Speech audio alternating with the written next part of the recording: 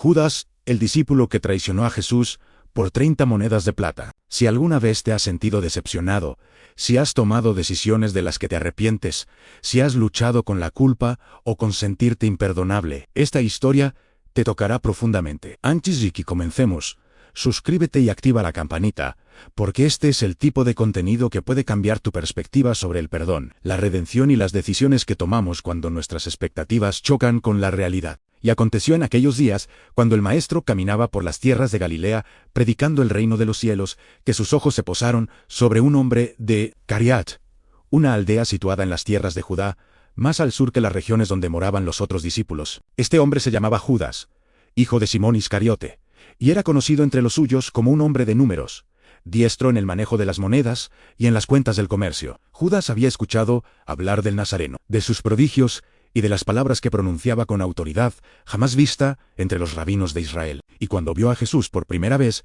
contempló en él no solo a un profeta, sino al cumplimiento de las antiguas promesas al libertador, que habría de restaurar el trono de David y expulsar al opresor romano de la Tierra Santa. Su corazón se inflamó con visiones de gloria, de un reino terrenal, donde él, Judas de Keriat, podría ocupar un lugar de honor junto al Mesías, rey. Cuando Jesús lo llamó, diciendo: «Sígueme», Judas dejó su bolsa de mercader y sus cálculos, y se unió a los 12.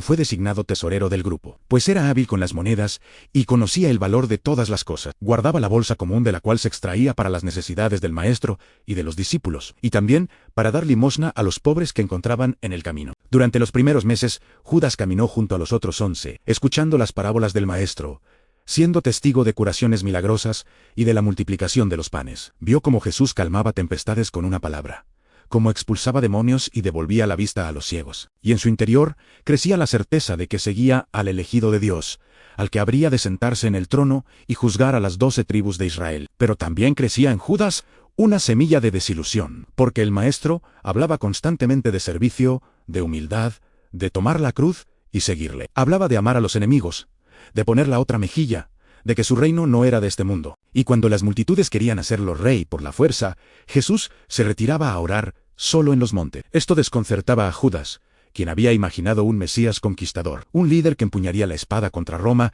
y restauraría la gloria de los días de Salomón. Y sucedió que mientras viajaban por Galilea, una mujer llamada María, hermana de Lázaro, y Marta, de la aldea de Betania, se acercó a Jesús llevando un frasco de alabastro lleno de perfume de nardo puro, de gran precio, y rompiendo el frasco, derramó el perfume sobre la cabeza del Maestro, y la fragancia llenó toda la casa donde se hospedaban. Judas Iscariot se llenó de indignación al ver esto, y murmuró entre los discípulos: «¿Por qué este derroche del perfume? Podría haberse vendido por más de 300 denarios. Y el dinero dado a los pobres». Y decía esto no porque le importaran los pobres, sino porque, siendo el tesorero del grupo, a menudo tomaba para sí de lo que depositaban en la bolsa común. Su corazón había comenzado a inclinarse hacia el amor al dinero, esa raíz de todos los males. Jesús, conociendo los pensamientos de su corazón, respondió: «¿Por qué molestáis a esta mujer? Ha hecho una obra buena conmigo, porque a los pobres siempre los tendréis con vosotros, pero a mí no siempre me tendréis. Al derramar este perfume sobre mi cuerpo, lo ha hecho para mi sepultura. De cierto os digo que dondequiera que se predique este evangelio en todo el mundo, también se contará lo que está hecho, para memoria de ella». Estas palabras penetraron como espinas en el corazón de Judas. ¿Sepultura? ¿Por qué hablaba el Maestro constantemente de muerte, cuando debería estar preparándose para reinar? ¿Por qué desperdiciaba recursos que podrían haberse convertido en armas, en provisiones, en sobornos para ganar aliados en Jerusalén? La frustración de Judas creció aún más cuando Jesús comenzó a hablar abiertamente de su sufrimiento venidero. En el camino hacia Jerusalén, el Maestro reunió a los 12 y les dijo: «He aquí, subimos a Jerusalén, y el Hijo del Hombre será entregado a los principales sacerdotes y a los escribas, y le condenarán a muerte, y le entregarán a los gentiles para que se burlen de él, le azoten y le crucifiquen. Mas al tercer día resucitará». Los discípulos no comprendían estas palabras, pues les parecían enigmas y misterios. Pero Judas las escuchaba con creciente amargura. Había abandonado su vida, su negocio, sus ambiciones personales, para seguir a quien creía sería el libertador de Israel. Y ahora hablaba de crucifixión, de entrega, de muerte. En las noches, mientras los demás dormían, Judas yacía despierto bajo las estrellas, rumiando sus resentimientos. Recordaba cómo había calculado el costo de seguir a Jesús, y ahora temía haber hecho una inversión fallida. Los otros discípulos, simples pescadores y hombres sin educación, parecían contentos con las migajas de enseñanza que recibían. Pero él, Judas había esperado mucho más. Cuando se aproximaban a Jerusalén para la fiesta de la Pascua, Jesús envió a 2 discípulos, diciendo: «Id a la aldea que está enfrente de vosotros, y enseguida encontraréis una asna atada, y un pollino con ella. Desatadlos, y traédmelos a mí». Los discípulos trajeron el asna y el pollino, y pusieron sobre ellos sus mantos. Y Jesús se sentó encima. La multitud, al ver que el Maestro entraba a la ciudad santa, extendió sus mantos por el camino, y otros cortaban ramas de los árboles y las tendían por el camino. Y las multitudes que iban delante, y las que seguían detrás, aclamaban diciendo: «Hosana al Hijo de David, bendito el que viene en el nombre del Señor. Hosana en las alturas». El corazón de Judas latió con fuerza renovada. Aquí estaba el momento que había esperado. Las multitudes reconocían a Jesús como el Hijo de David, el título mesiánico por excelencia. Seguramente ahora el Maestro se dirigiría al palacio de Herodes, o al pretorio donde residía Pilato, y reclamaría su reino. Seguramente ahora convocaría a los ángeles del cielo para expulsar a los romanos y establecer su trono. Pero Jesús no fue al palacio, fue al templo, y al entrar en el atrio de los gentiles, su rostro se transformó en una máscara de santa indignación, porque allí, en la casa de su padre, los mercaderes habían establecido sus puestos, vendiendo bueyes, ovejas y palomas para los sacrificios. Los cambistas se sentaban tras sus mesas, intercambiando las monedas romanas con imágenes paganas por el ciclo del templo, cobrando comisiones exorbitantes a los peregrinos pobres que venían de tierras lejanas. Jesús hizo un azote de cuerdas y comenzó a echar fuera del templo a todos los que vendían y compraban. Volcó las mesas de los cambistas y las sillas de los que vendían palomas, y no permitía que nadie transportara objeto alguno a través del templo, y les enseñaba diciendo: «¿No está escrito en mi casa? Será llamada casa de oración para todas las naciones. Mas vosotros la habéis hecho cueva de ladrones». A los principales sacerdotes y los escribas oyeron esto y buscaban cómo destruirle, porque le tenían miedo, pues toda la multitud estaba maravillada de su doctrina. Pero no podían prenderle abiertamente, porque el pueblo estaba con él en Judas.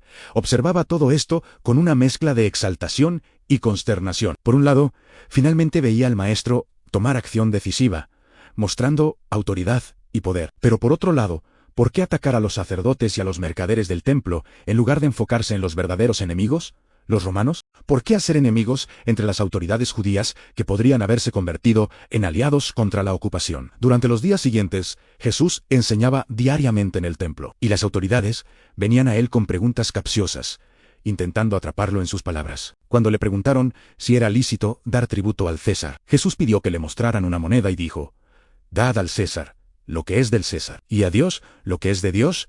Esta respuesta enfureció a Judas más que ninguna otra cosa. ¿Dar tributo al César? ¿El Mesías de Israel aconsejando pagar impuestos al opresor pagano? Esto era intolerable. Esto era traición a la causa nacionalista que Judas había asumido que Jesús representaba, y los principales sacerdotes y los ancianos del pueblo se reunieron en el patio del sumo sacerdote llamado Caifás, y consultaban juntos cómo prender a Jesús con engaño y matarle. Pero decían: no durante la fiesta, para que no se haga alboroto en el pueblo, porque temían que si lo arrestaban públicamente, las multitudes que lo seguían se levantarían en su defensa, y habría derramamiento de sangre en las calles de la ciudad santa durante la Pascua, cuando Jerusalén estaba llena de peregrinos. Necesitaban alguien de dentro, alguien del círculo íntimo de Jesús, que pudiera conducirlos a él en un momento privado, lejos de las multitudes. Necesitaban a alguien que conociera los lugares donde el Nazareno se retiraba a orar, los momentos en que estaba separado de la protección de sus seguidores. Y fue entonces, en medio de su confusión y desilusión, que Judas Iscariot tomó la decisión que sellaría su destino para toda la eternidad. En la oscuridad de su corazón, donde habían germinado las semillas de la codicia, la desilusión y la amargura, nació un plan terrible. Si Jesús no iba a cumplir con las expectativas de ser un Mesías político, si iba a hablar de muerte en lugar de conquista, entonces quizás había llegado el momento de forzar su mano. Judas se dijo a sí mismo que al entregarlo a las autoridades lo obligaría a revelar su poder. Seguramente, cuando estuviera rodeado de soldados, Jesús llamaría a las legiones de ángeles de las que había hablado. Seguramente entonces se manifestaría como el verdadero Hijo de David y tomaría el reino por la fuerza. Y si no, bueno, al menos Judas obtendría alguna compensación por los años que había invertido siguiendo a un supuesto Mesías que resultaba ser solo un soñador idealista. Bajo el manto de la noche, Judas escurrió por las calles tortuosas de Jerusalén hasta llegar al palacio del sumo sacerdote. Los guardias, al ver a un hombre que conocía los códigos y señales del templo, pues había estado allí con Jesús, lo dejaron pasar, y fue conducido ante los principales sacerdotes, aquellos hombres que llevaban sobre sus hombros los pesados ornamentos del servicio divino, pero cuyos corazones se habían endurecido con los años de poder y privilegio. ¿Qué estáis dispuestos a darme?, preguntó Judas con voz temblorosa, que intentaba sonar firme. ¿Y yo os lo entregaré? Los ojos de los sacerdotes brillaron en la luz de las lámparas de aceite. Aquí estaba la respuesta a sus oraciones, aunque fueran oraciones nacidas de la envidia y el temor. Uno de los 12 discípulos más cercanos al Nazareno, dispuesto a traicionarlo. ¿Era perfecto?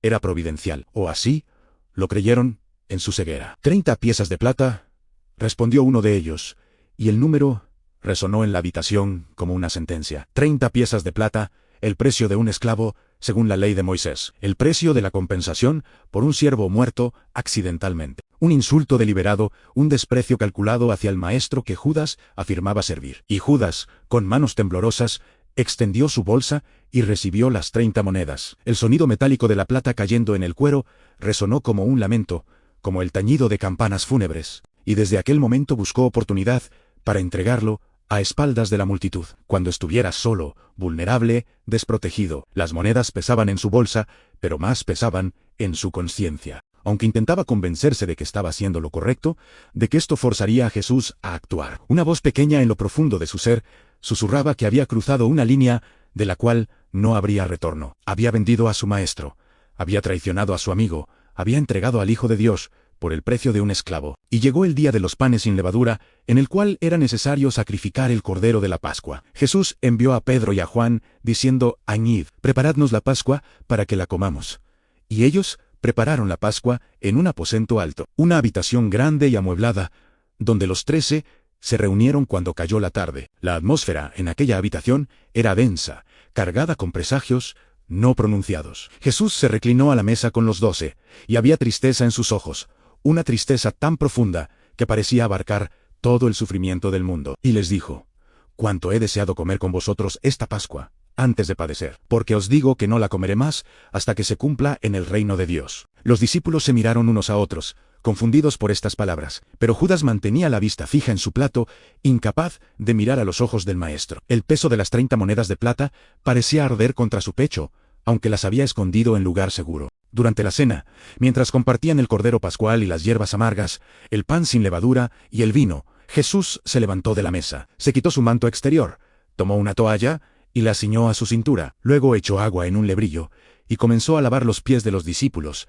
y a enjugarlos con la toalla con que estaba ceñido. Cuando llegó a Judas, el Iscariote sintió que su corazón se desgarraba. El maestro, a quien había vendido, se arrodillaba ante él para lavarle los pies como haría un esclavo. Aquellas manos que habían curado leprosos, que habían multiplicado panes, que habían resucitado muertos, ahora lavaban los pies del traidor. Y Jesús levantó la mirada hacia Judas, y en aquellos ojos había un amor tan puro, tan desinteresado, tan infinito, que el discípulo tuvo que apartar la vista, incapaz de sostener aquella mirada que parecía penetrar hasta lo más recóndito de su alma. Después de lavar sus pies, Jesús volvió a la mesa y dijo: «A vosotros me llamáis Maestro y Señor, y decís bien, porque lo soy. Pues si yo, el Señor y el Maestro, he lavado vuestros pies, vosotros también debéis lavaros los pies los unos a los otros, porque ejemplo os he dado, para que como yo os he hecho, vosotros también hagáis».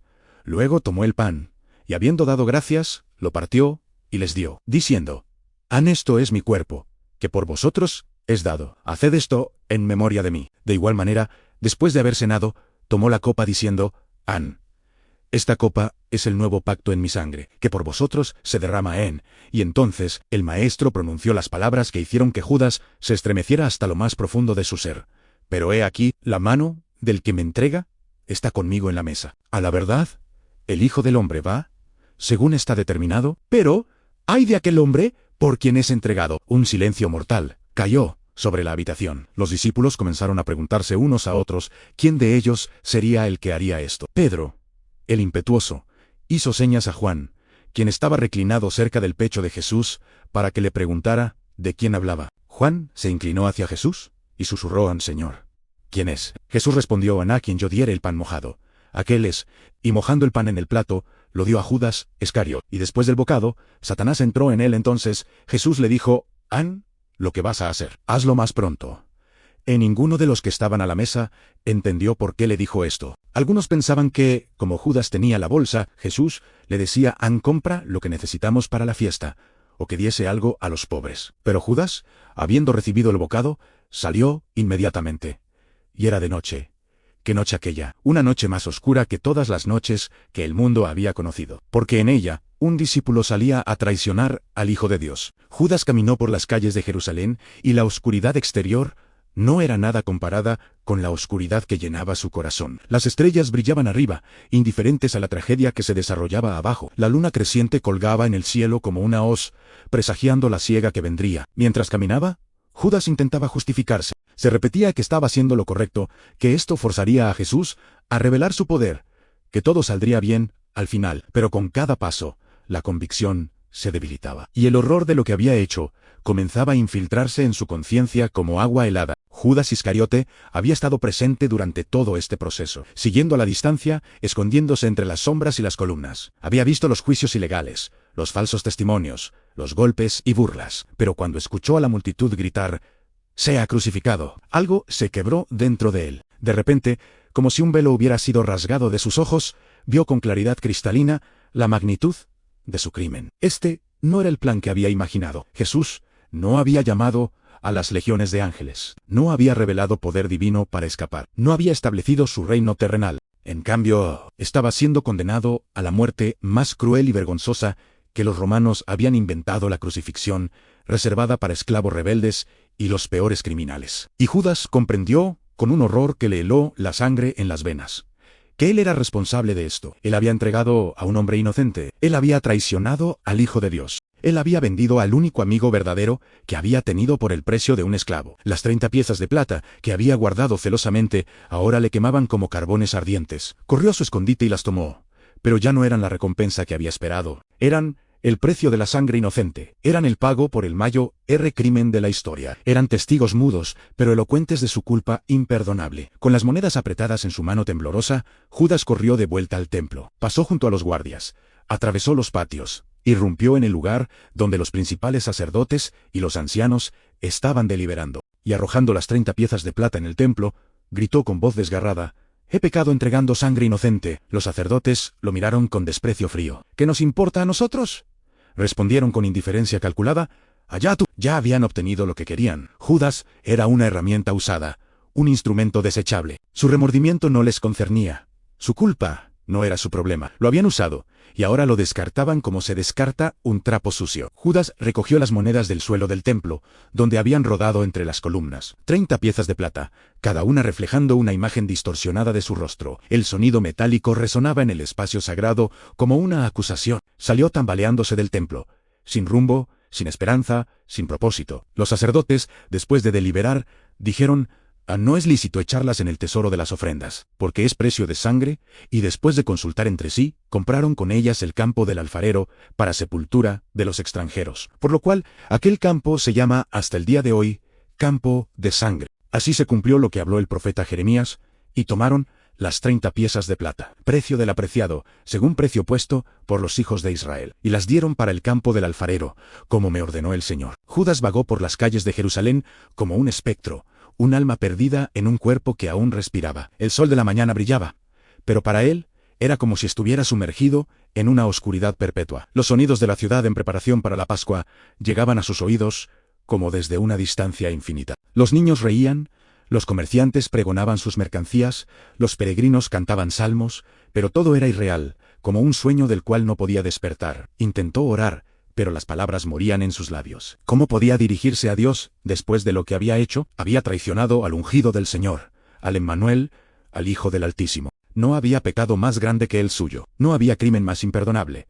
Recordó las enseñanzas de Jesús sobre el perdón. «Perdona 70 veces 7», había dicho el Maestro. Había hablado del hijo pródigo que fue recibido con gozo cuando regresó a casa.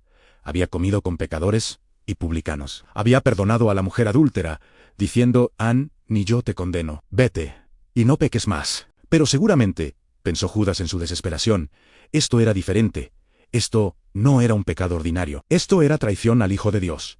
Esto era la entrega deliberada del Mesías a sus enemigos. Esto era imperdonable, incluso para un Dios de misericordia infinita. Si tan solo hubiera comprendido Antes, si tan solo hubiera escuchado verdaderamente las palabras del Maestro, en lugar de filtrarlas a través de sus propias ambiciones y expectativas, si tan solo hubiera amado más la justicia que las monedas. Si tan solo, pero los si tan solo son los torturadores más crueles del alma humana. Judas se encontró atrapado en un laberinto de remordimientos, girando en círculos en su mente, reviviendo una y otra vez el momento del beso en Getsemaní, las 30 piezas de plata, sonando en su bolsa, la mirada de Jesús cuando le preguntó: ¿con un beso entregas al Hijo del Hombre? Caminó sin rumbo hasta encontrarse fuera de las murallas de la ciudad. Sus pies lo llevaron, como si tuvieran voluntad propia, hacia el valle de Hinnom, el Gehenna, el lugar maldito donde en tiempos antiguos se habían ofrecido sacrificios de niños al dios Moloch.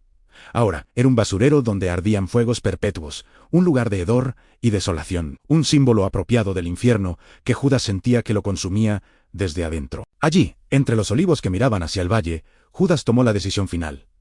No podía vivir con lo que había hecho, no podía enfrentar a los otros discípulos, no podía contemplar el rostro de María, la madre de Jesús, sabiendo que había entregado a su hijo a la muerte. No podía existir en un mundo donde había cometido el pecado supremo. Pero incluso en su desesperación, Judas cometió un último error, el más trágico de todos. En lugar de correr hacia la misericordia de Dios, corrió hacia la oscuridad. En lugar de buscar el perdón, buscó el fin. En lugar de la redención, eligió la desesperación. Mientras el cuerpo de Judas yacía roto en el valle de Hinnom, en otro lugar de Jerusalén se desarrollaba la escena central de toda la historia humana. En una colina llamada Gólgota, el lugar de la calavera, 3 cruces se alzaban contra el cielo, que se oscurecía de manera sobrenatural. En la cruz del centro colgaba Jesús de Nazaret, el rey de los judíos, según proclamaba el letrero colocado sobre su cabeza por orden de Pilato. A su derecha y a su izquierda, 2 ladrones también habían sido crucificados. Uno de ellos, burlándose.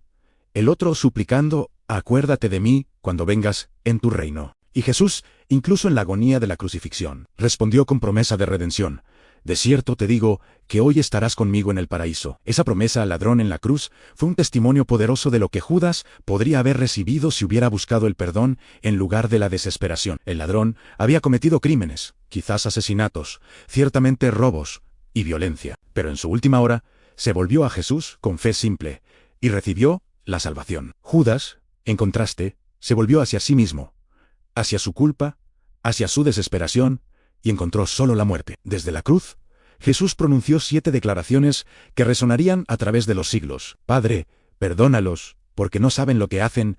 Oró por sus ejecutores. Si hubiera vivido para escuchar esas palabras, ¿habría Judas comprendido que también estaban dirigidas a él? ¿Habría aceptado ese perdón, ofrecido libremente incluso al traidor? Dios mío, ¿por qué me has desamparado?, clamó Jesús, experimentando en ese momento la separación de Dios que el pecado de la humanidad merecía. En ese grito de abandono, tomaba sobre sí mismo el peso del pecado de todos, incluyendo el de Judas en la traición del Iscariot. Estaba siendo expiada en esa misma cruz.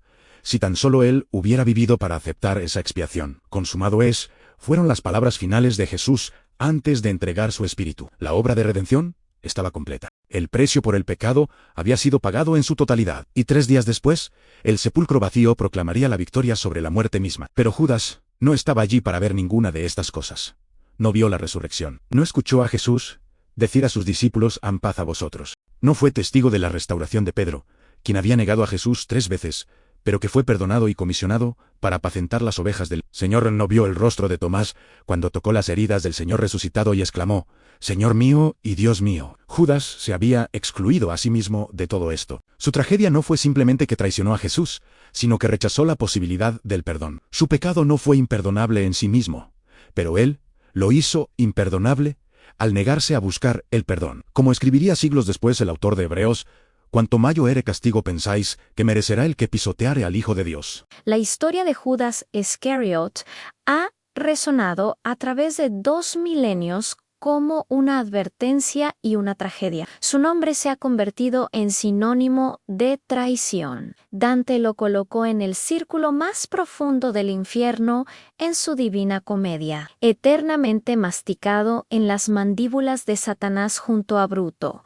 y Casio a los artistas lo han pintado con la bolsa de dinero y el rostro sombrío. Los teólogos han debatido sus motivaciones y su destino final, pero más allá del juicio histórico, la historia de Judas ofrece lecciones profundas para todos los que la contemplan. Primera lección: ante el peligro de seguir a Cristo con motivaciones equivocadas. Judas siguió a Jesús, no por amor al Maestro o a su enseñanza, sino por lo que esperaba obtener en poder, posición, la restauración del reino terrenal de Israel. Cuando sus expectativas no se cumplieron, su lealtad se evaporó. ¿Cuántos a través de los siglos han seguido este patrón, acercándose a Dios no por quién es Él, sino por lo que esperan que haga por ellos? Segunda lección en el amor al dinero,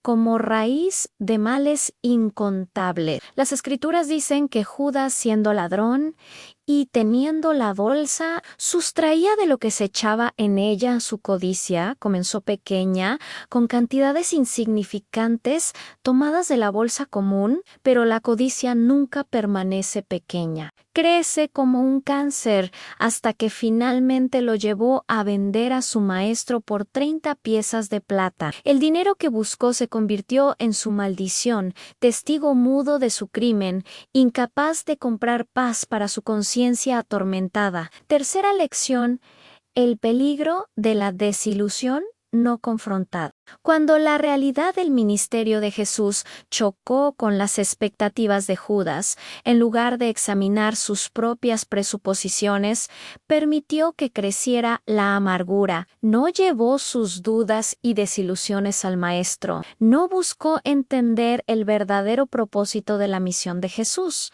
En cambio, rumió sus resentimientos hasta que se fermentaron en traición. Cuarta lección: ¿a la diferencia entre remordimiento y arrepentimiento? Judas ciertamente sintió remordimiento. Reconoció su pecado: he pecado. Entregando sangre inocente, devolvió el dinero. Estaba atormentado por la culpa, pero todo esto era remordimiento, no arrepentimiento verdadero. El remordimiento es sentir pena por las consecuencias del pecado. El arrepentimiento es volverse de ese pecado hacia Dios, buscando su misericordia y perdón. Judas se volvió hacia su propia desesperación en lugar de volverse hacia la gracia de Dios. En quinta lección: ningún pecado está más allá del perdón de Dios, excepto el pecado que se niega a ser perdonado. Esta es quizás la lección más trágica de todas. Mientras que Judas es recordado por toda la eternidad como el traidor, Pedro también traicionó a Jesús, negándolo 3 veces en la hora de su necesidad. La diferencia no fue la gravedad del pecado, sino la respuesta al pecado. Pedro buscó restauración y la encontró. Judas buscó la muerte y la encontró. Los otros 11 discípulos continuaron después de la resurrección para cambiar el mundo. Pedro predicó en Pentecostés y 3,000 almas fueron añadidas a la iglesia. Juan escribió el Evangelio del amor y vivió hasta edad avanzada, el último de los apóstoles. Mateo registró las enseñanzas del Maestro para las generaciones futuras. Tomás, según la tradición, llevó el Evangelio hasta la India. Todos ellos habían tenido sus momentos de debilidad, duda y fracaso, pero todos permanecieron en el camino del perdón y la restauración. Solo Judas se apartó. Solo Judas eligió la desesperación sobre la esperanza. Solo Judas negó que el amor de Dios pudiera alcanzarlo incluso en su traición. Y así, el nombre de Judas Iscariot permanece como una advertencia eterna. Una advertencia sobre el amor al dinero, una advertencia sobre seguir a Cristo con motivos equivocado. Una advertencia sobre la desilusión no confrontada, pero más que nada, una advertencia sobre el peligro mortal de la desesperación que rechaza el perdón, porque en el reino de Dios Ningún pecador está tan lejos que no pueda ser alcanzado. Ninguna traición es tan grande que no pueda ser perdonada. Ninguna oscuridad es tan profunda que la luz de Cristo no pueda penetrarla. El problema con Judas no fue que su pecado fuera imperdonable, sino que se convenció a sí mismo de que lo era. La cruz que Judas ayudó a erigir con su traición resultó ser para Dishikemant, el instrumento de la salvación del mundo. El acto diseñado para destruir al Mesías se convirtió en el medio de redención para todos los que creen. Judas intentó frustrar el plan de Dios solo para cumplirlo de manera que nunca imaginó. Su traición, terrible como fue, se tejió en el tapiz de la providencia divina, un recordatorio de que Dios puede traer bien incluso del mal más profundo. Pero esto no absuelve a Judas de su responsabilidad. El hecho de que Dios pueda usar el mal para propósitos buenos no hace que el mal sea menos malo. Judas eligió libremente traicionar a su maestro, eligió libremente el dinero sobre la lealtad. Eligió libremente la desesperación sobre el perdón y enfrentó las consecuencias de esas elecciones. Su tumba en el campo de sangre, comprada con las 30 piezas de plata, permanece como un monumento a una vida desperdiciada, a un potencial nunca realizado, a una oportunidad de gracia rechazada. Podría haber sido recordado como Judas el restaurado, Judas el perdonado, Judas, el ejemplo viviente de que ningún pecado está más allá del alcance de la gracia de Dios. En cambio, es recordado como Judas el traidor, cuyo nombre vive en infamia.